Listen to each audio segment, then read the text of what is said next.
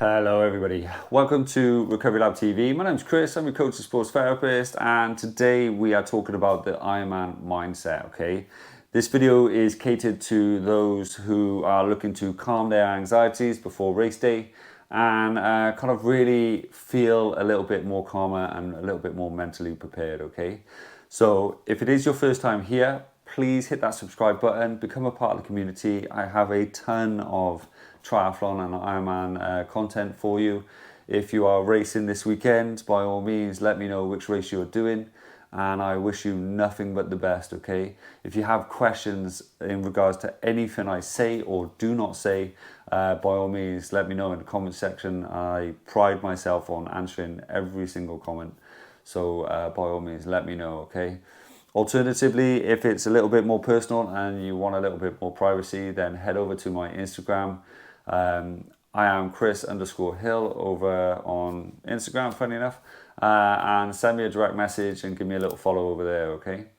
Otherwise, grab a seat, get ready, and enjoy this video. So the goal of this video is to help athletes feel a little bit calmer, help you feel a little bit calmer, and a little bit more prepared going into your race, okay? Now this could be race day, this could be the build up to race day.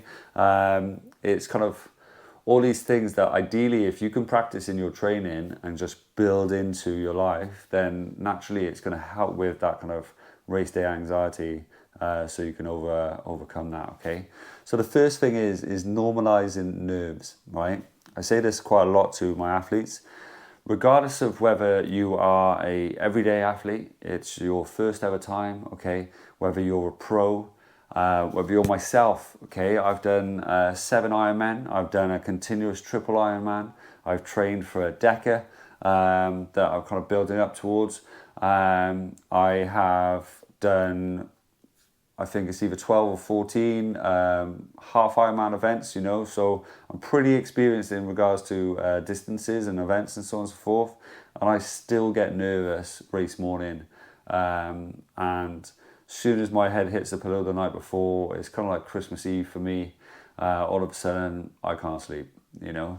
So normalizing nerves is a great thing, you know, because everybody is experiencing it. And it's a natural thing because you want to do your best, okay? So however your body learns to do that and handles that, whether you get an upset stomach, whether you're going to the toilet a million times, whether you need a bit of peace and quiet, whether you need your headphones and just put them on, whether you just need your space, you know, however that is, you do you, okay? And try your best to communicate to those around you, just and say like, you know, I'm not angry, I'm not mad or anything, but I'm just going to go over here and just have a bit of quiet time, or I'm just going to go for like a nice gentle walk and clear my head over a race weekend and stuff. Because naturally your family want to support you, but they might not necessarily know how to support you in the best way, okay? So the more you can communicate that, the better. And the more you kind of learn yourself and how you deal with stress and anxiety, is going to also be better. You know, I tend to lean in and give myself jobs, okay? And then that way it kind of helps me go into my logical side of my brain as opposed to the emotional side of the brain, okay? So, breathing techniques. I personally use box breathing. Okay, so box breathing is inhaling for 4 seconds, for example. Now, the number doesn't necessarily matter. The longer you do it, the harder it is and the more benefit you get. But you can start from like 3 seconds. I typically do 4, and then I kind of build up depending on. But you breathe in for 4 seconds, you hold it for 4 seconds, you breathe out for 4 seconds, you hold that for 4 seconds, and then repeat. Now, it's proven that nasal breathing is far more effective than mouth breathing. When you breathe in through your nose, you affect your nervous system. 2 breaths of box breathing, so 2 whole cycles of 4, 4, 4, 4, right, will take you out of your fight and flight system and take you straight into your parasympathetic system, which is your calming system, okay? Another breathing technique is a double breath technique, right? So you breathe in, and then breathe in again, a little bit sharper, you hold it, then you breathe out nice and slow. Is a great way of kind of getting that oxygen in, kind of almost like oxygen dumping because it's breathe in again, hold, gently breathing out, okay? It's a great way of kind of calming yourself down and rushing your body full of oxygen, ready to kind of get yourself into that rhythm. Now, the more you can activate your parasympathetic system, so that calming, soothing system, the better. Typically, when I stand on the beach, I will focus on my breath work. I will focus on stretching. You know, I will be the guy waving my arms around, rotating my spine, squatting down and opening up my legs. I will be doing leg swings, you know, stretching my hamstrings out. All of these things to just kind of get rid of nervous energy.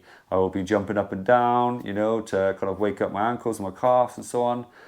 But again, it's me taking that nervous energy and using it as physical energy and letting it go. Another thing I do is I take a moment for myself and I practice gratitude. I stand on that beach, I look at the water, I look at everything around me, I add it to my identity. This is me expressing who I am. This is me showcasing to everybody else that this is what I do. This is me. And the more you can do that, the more you can take a moment, whether it's the sun piercing through the clouds, whether it's the sun kind of coming up and kind of hitting the water perfectly and it just looks beautiful. Take a moment in to kind of find the beauty in the situation and just say a little prayer to yourself, you know, thank your friends, thank your family, show the love that you've got for them, for the support that they've given you over the months and years of training. The more you can do this, the more you kind of find that happy place and that kind of peace. And the more it can then kind of calm those nerves and again, calm that kind of parasympathetic system. Visualization. Visualize the swim, visualize the bike, visualize what you're going to do, how you're going to come out, visualize how you expect the weekend to be, and kind of imagine the transitions, imagine the finish and shoot. Imagine the look on your family's faces when you cross that finish line, the tears coming down, those happy moments, but then also visualize those tough moments, okay? Visualize what you're going to do in there. Visualize overcoming those tough moments. Use your previous training, the build up to this Ironman event, to kind of run through that CV, if you will, where you're looking at all the things you've done in the past and you're checking that CV and going, right, well, I did all this stuff, you know, so that means I can do this hard thing over here, because hard is just hard. It doesn't matter how hard that is. Once you get to hard, it doesn't get harder. It's just right now, this is your level of hard, you know. With experience, you understand that, like, actually, that wasn't as hard. This is now the new hard. But again, that's just you stretching out your comfort zone. So once you get to hard, it just is. And the more you realize that, the more you come to terms with that and accept that. And then just understand, just like a kind of a climb on one of the hills, it does end. And when you put it into time and perspective, you know, that, like, I did a big climb the other day. It was 7 minutes long. It was just 7 minutes, you know. I can do 7 minutes. So I take 1 minute off at a time. So it's 1 minute. And I break it down like that. Another thing that I use to help with visualization is I put the course on my bike garment. So when I go to these hills, it changes screen and it lets me know what the distance is, where I am on the climb. It allows me to use visualization and use an actual visual tool to understand where I'm ticking those boxes off, okay?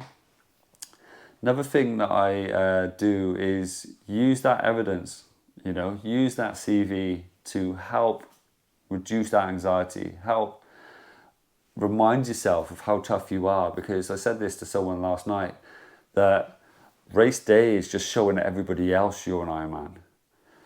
That year of training building up to this day, that's the proving ground to be an Ironman. The reason why so many people aren't an Ironman is because people lack the consistency that you have shown yourself to have. It's the cutoffs that you can't just rock up to it untrained, and you can't then just go out and just do it. you know. So having that training, having that discipline and consistency makes you an Ironman. So then this is just getting the medal and having the proof. So the more you kind of use that visualization to kind of tick those boxes, and then just break it down into its simplest form and just understand it is just a swim, it is just a bike, and it is just a run. And that's not to take anything away from the distance. By all means, respect it.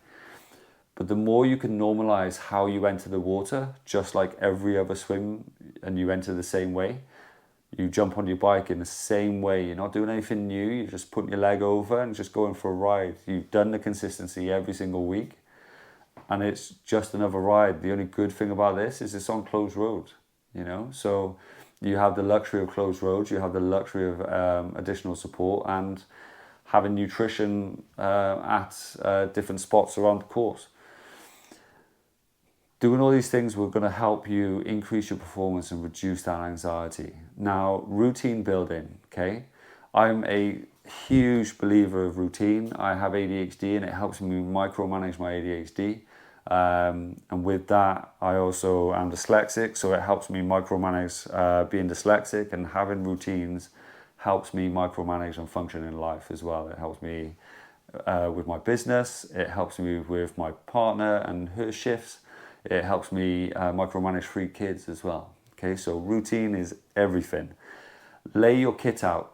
Okay, if you're packing towards it, right? Okay, lay your kit out in a space where this is what you're going to wear in the morning, going down to the swim. This is T1. This is T2. This is my special needs bag. This is my streetwear bag. This is all the additional nutrition, where I'm going to put those nutrition and stuff like that. Lay all your kit out so you can check it a million times. You can take a photo of it so you can use it again next time. I have videos on my channel. If you head over to a playlist, New to Triathlon, it's on there.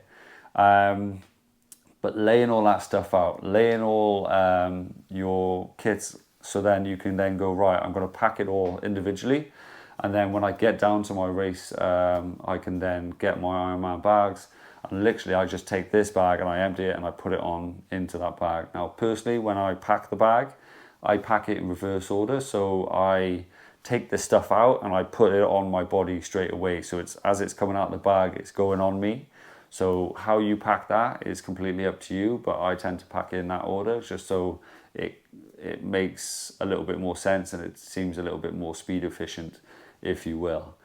Now, laying out your kit the night before so you know that it's right there, it's nice and evidence-based, it's all out, laid out, and you know exactly what you're doing. Label your nutrition so you know, right, you're taking this bar, this gel at these times. Maybe you're kind of using electrolyte tablets and you need to take them on a set time, or whatever you're doing, having that laid out on your bike or stacked in your little bike boxes, or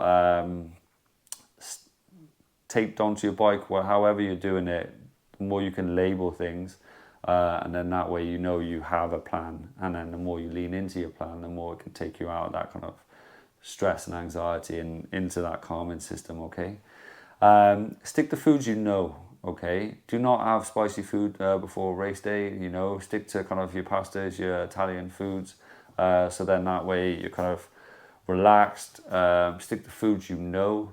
Don't have a different breakfast, you know, have the same breakfast building up race week, you know, so you know your stomach is good to go and it's nothing new. And then arrive early to avoid stress. I typically, if I'm racing Sunday, I will arrive Friday morning, and I will kind of chill out. I will go to my apartment or where I'm staying, a hotel or whatever. I will then drop all my stuff off. I will then head into kind of town, go to registration. I'll get my bag. I'll have a little look around the shop. If I'm buying anything, I'll buy some stuff. Then I'll go sit in a coffee shop. If it's nice weather, I'll sit outside and I'll people watch. I'll relax. I'll have a cuppa, and I'll also have some food and just kind of relax into the weekend and just know that I can let it all go. And I can bump into friends, I can bump into kind of strangers and have great conversations. and kind of really just start enjoying the weekend, okay?